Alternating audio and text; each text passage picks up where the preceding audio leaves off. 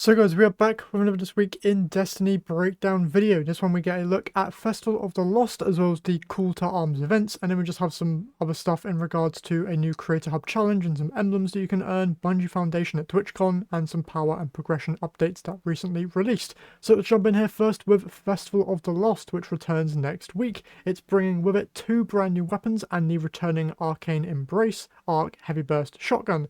The first brand new weapon is the Gun Burn Kinetic Lightweight Frame SMG, which can roll with kinetic tremors, as well as the other two brand new kinetic based perks that launched with Ash and Iron. Alongside that, we also have the Hushed Whisper Strand Precision Frame Bow. So if you're interested in any of those weapons, you can jump into Festival of the Lost next week. But alongside those new weapons, there are also two brand new modes coming with this year's events. The first one is Festival of the Lost Haunted Altars, which is a 6-player match-made activity on the moon, and you could say it's a spooky spin on Altars of Sorrow, where you defeat waves of enemies, build defenses, and feed your monster before popping it like a piñata full of candy. The other one is Festival of the Lost Red Rumble, which is a PvP 6-player version of Rumble, where you shoot headless ones to drop ammo, explosive pumpkins, and more will help you defeat your opponents. So you've got some cool new game modes there and some neat rewards to go ahead and claim. Now alongside that, we can also see here in the image that we are of course getting some brand new armor sets. I do not know if these armor sets are going to be coming with set bonuses or if they're just sets that are in the Eververse store. I'm going to have to wait and see because they do not mention anything here about that. And another thing to note is that the loot will work similarly to the Solstice event, where you were able to get a whole load of tier 5s even if you weren't at the level to receive tier 5 loot. So be sure to jump in and get some very easily earnable tier 5 versions of all of the unique event rewards. Moving on though, if you watch a streamer during Festival of the Lost, you'll be able to get this emblem as a Twitch drop, which is very, very cool. And now we have a preview here of Call to Arms, which goes live on the 11th of November. And this event is focused all around just getting some of the past weapons that have been in the Arms Week events. So those being the Submersion Combat Bow, which will now be actually attunable and more readily available to earn, which is great if you've been looking for that weapon.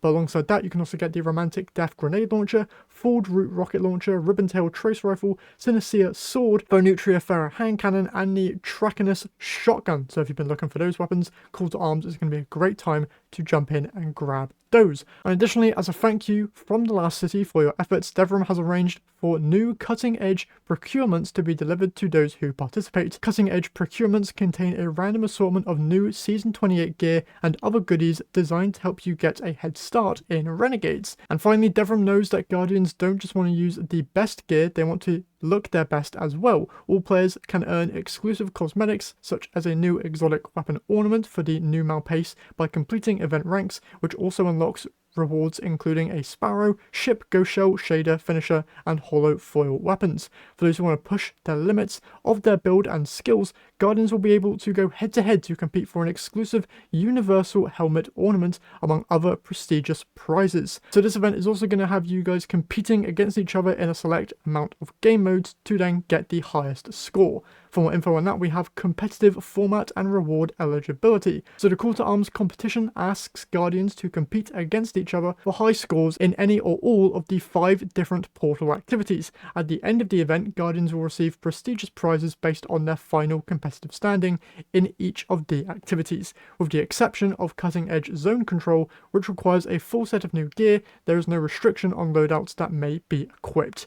Launching Call to Arms activities from the event home will make you and your fire team eligible for competitive high scores. The activities are as follows. So the events will be taking place in the Heliostat, Coil, Salt Mines, Proving Grounds, and Cutting Edge Zone Control activities. The high scores are awarded competitive points based on how that score compares to the scores as a percentile of other Guardians. The total number of competitive points determines the reward received at the end of the event. To give a perspective here, Guardians who earn a top 10 score for 2 of the 5 Call to Arm activities will earn enough competitive points to be eligible for the new Universal Helmet ornament. The best of the best Guardians scoring in the top 1% in just one activity will also though have enough to be eligible for that same reward. And here's a breakdown of all of the prestigious competitive prizes that can be earned. So there's 2 brand new emblems, one granted to all players who post a high score, and one for the top scoring guardians. There's also a new transmit effect, new shader, and legendary universal helmet ornament, which we can see here in the image below, which gives you a massive flaming mohawk and is universal, so it can be used on all of the different classes, which looks kind of cool, and I'm kind of hoping that it shades the fire. That would be kind of cool as well. Next though, you then have the Destiny 2 Creator Hub Epic Raid Challenge. Basically, watch any of these streamers do the Epic Desert Petrol Raid, and you'll have a chance of getting the All That emblem during their live streams. And then finally, Bungie Foundation at TwitchCon. If you're attending TwitchCon, you can go to the Bungie Foundation booth and go and grab this unique emblem from them. Then also, power and progression updates went live with this week's weekly reset, which from my testing has been a very positive change, but I'll have my full thoughts on all of that stuff dropping in a video coming out this weekend. And with that all said, that is it for this week's TWID. If you want to read it all for yourself, as always, I'll have a link down in the description. But with that said, I hope you guys have enjoyed. If you did, if you could leave a like and subscribe to the channel, I would very much appreciate it, and I'll see you all in the next one.